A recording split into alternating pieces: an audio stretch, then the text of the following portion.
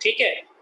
ई को हटा के अल्केन में से ओल लगा देंगे, प्रीफिक्स वही अल्काइल सब्स्टिट्यूट का इसका नाम होगा। For example this is the compound.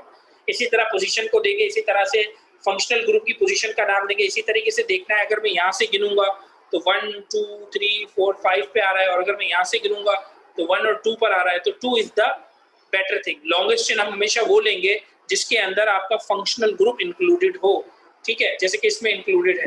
तो अब इसका जो नाम होगा वो क्या हो जाएगा, तो आपने कहा 1 और 2, 2 पर ये ओल है, 2 पर ओल है ना, ठीक है। तो 1 2 3 4 5 एंड देन 6, 5th पर मिथाइल लगा हुआ। तो अगर मैं इसको खोल के लिखूं तो ये यूं है बेसिकली, CH फिर CH, फिर ये वाला CH2, फिर ये वाला CH2, फिर ये वाला CH OH CH। अब इसको गिनो 1 2 3 4 5 एंड देन 6। तो अब हम देखें तो 5 पर मिथाइल है, तो हमने पहले लिख लिया 5 हाइफन मिथाइल, और 2 पर OH है, नंबर ऑफ कार्बन है 6, तो फिर बन गया हेक्सेन। हेक्सेन ई गायब हुआ, 2 ओल। इसको आप यूं भी लिख सकते थे 5 मिथाइल 2 हेक्सेनॉल, ये भी ठीक था, ठीक है। CIE इसको एक्सेप्ट करता है, इसको इनकरेज करता है, तो आप ये लिखिए, जबकि ये भी ठीक है, आप ये भी लिख सकते हैं। क्लियर है, नाम देने का तरीका समझ आ गया। वैसा ही है जैसे आपने पीछे उसके लिए पढ़ा था अल्केन और अल्कीन के लिए, कोई फर्क नहीं है, सेम है, बस OL का फर्क आएगा। उसमें ईन लगाया था आपने, 2 ईन लिखा था, इसमें 2 ओल लिखा है, बस ये फर्क है, ठीक है। चलिए जी, स्ट्रक्चरल आइसोमर्स। अब हमें पता है कि अगर आपके पास जिसमें भी फंक्शनल ग्रुप हो, फंक्शनल ग्रुप कंपाउंड में जब फंक्शनल ग्रुप आता है तो इस फंक्शनल ग्रुप की पोजीशन को चेंज करते हुए positional functional group isomer, position isomer बनता है। इस फंक्शनल ग्रुप को यहीं रखो, अगर आप चेन को चेंज कर दो तो चेन आइसोमर बनता है। और अगर इस फंक्शनल ग्रुप को तोड़कर बीच में ले आओ, जैसे कि ये हो जाए, तो अब ये नया फंक्शनल ग्रुप बन गया, ये इधर लगा हुआ था, ये बीच में आ गया। इस तरह का कंपाउंड फंक्शनल ग्रुप आइसोमर कहलाता है। अब जैसे different structure are possible due to different position of OH group and branching of carbon, जो बात अभी मैं आपसे कर रहा था ये वही बात। फॉर एग्जांपल आपके पास है ब्यूटेन 1 ओल, 1 2 3 4 4 कार्बन है, 1 पर OH लगा है, तो ब्यूटेन 1 ओल या 1 ब्यूटेनॉल। अगर मैं इसको उठाकर 2 पे कर दूं तो ये 2 ब्यूटेनॉल बन जाएगा। अगर मैं उसको उठाकर 3 पे कर दूंगा तो वो मिरर इमेज बनेगा, आइसोमर नहीं बनेगा, क्योंकि फिर आप काउंटिंग यहाँ से करोगे। फॉर एग्जाम्पल आपने कहा 1 2 3 4, अब OH यहाँ था, आपने यहाँ कर दिया तो 2 ब्यूटेनॉल हो गया ना। अब अगर मैं यहाँ से यहाँ कर दूं अभी भी 2 ब्यूटेनॉल है, क्यों, क्योंकि 1 और 2, अब आप नंबरिंग यहाँ से करोगे 3 एंड 4, स्मॉल नंबर ये है, तो ये इसका मिरर इमेज बन गया। Mirror image is not an isomer for structural isomer, ठीक है। ऑप्टिकल आइसोमर में मिरर इमेज आइसोमर होता है, लेकिन इसमें नहीं होगा।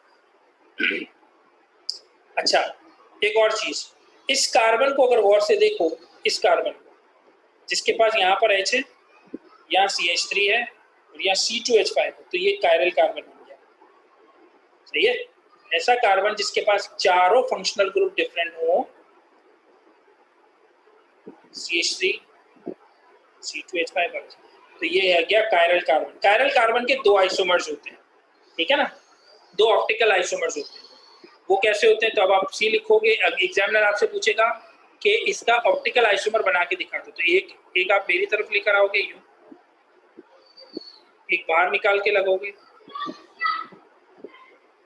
और एक उधर लिखोगे, ये क्या हो जाएगा C2H5। अब इसके आगे अगर मिरर आ जाए तो इसका बिल्कुल ऑपोजिट आप इधर लिख दोगे, ठीक है, वो आपका मिरर इमेज कहलाएगा। ये एक तरह का आइसोमर है। ये बात निकली थी तो अभी आपको बता दी। असल में हम इसको डिस्कस नहीं कर रहे थे, असल में हम बात कर रहे थे structural isomer. These are not structural isomer, these are positional isomer, these are geometrical isomers, ठीक है। तो मैं इसको यहाँ से मिटा देता हूँ दोबारा। We are talking about structural isomers right now. तो ये स्ट्रक्चरल आइसोमर है हमारे पास। अभी इन स्ट्रक्चरल आइसोमर के अकॉर्डिंग ये है 1 ब्यूटेनॉल, ये है 2 ब्यूटेनॉल। ब्यूट का मतलब 4 कार्बन। अच्छा, अगर मैं इस रिंग को उठाकर, इस चेन के को कार्बन को उठाकर यहाँ से निकालकर यहाँ ले आऊँ, ठीक है, अब क्या होगा, तो देखो ये स्ट्रक्चर जो अभी मैं बना रहा हूँ वो ये रहा, और अगर मैं इसको उठाकर यहाँ रखूँ तो वो ये रहा, अगर ये यहाँ आ जाए तो 1 2 3 कार्बन होगा, ये देखो 1 2 3, 3 कार्बन में 1 2 3 1 2 3 1 2 3, हर तरफ से 3 कार्बन है।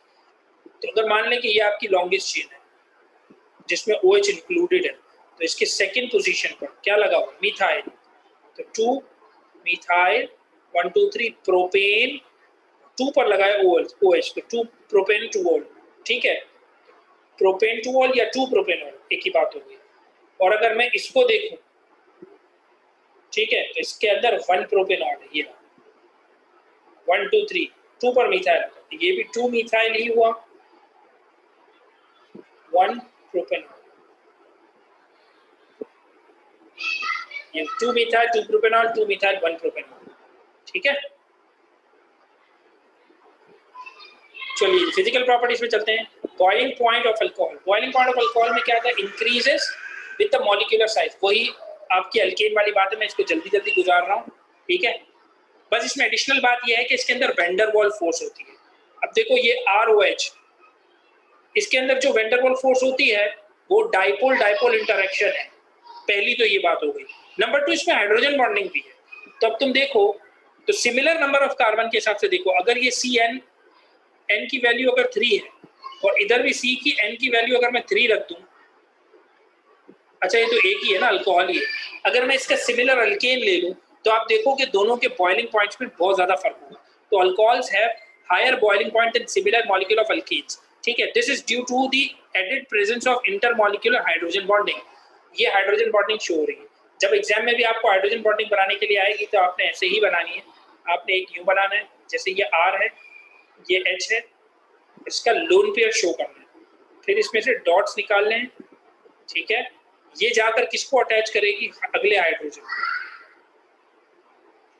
फिर इसमें से फिर डॉट्स निकालने, ये जाके अगले हाइड्रोजन को अटैच करेगी।